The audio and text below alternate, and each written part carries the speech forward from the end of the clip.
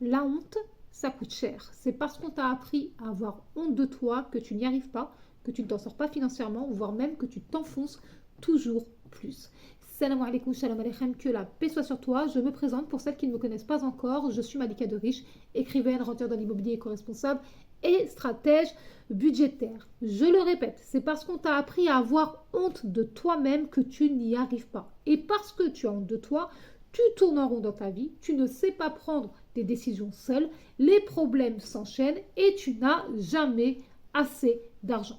Cette honte de toi, elle t'a été transmise très jeune, sans que tu puisses la nommer parce que tu étais jeune ou au sein même de ta famille et parce que tu es né fille. Tu as certainement vu la différence avec ton frère, ton cousin ou n'importe quel autre garçon de ta famille ou de ton entourage.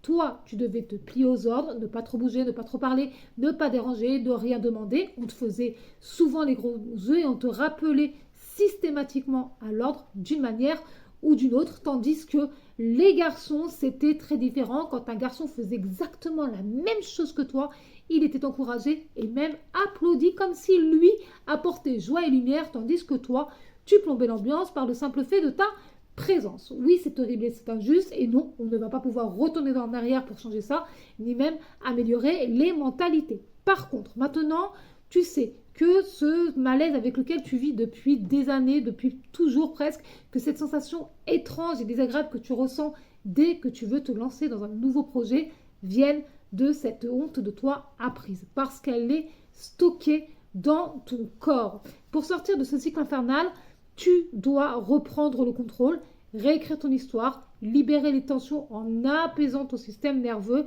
et faire quelque chose de très important. Pour y arriver, tu dois prendre ou reprendre le contrôle de ton argent.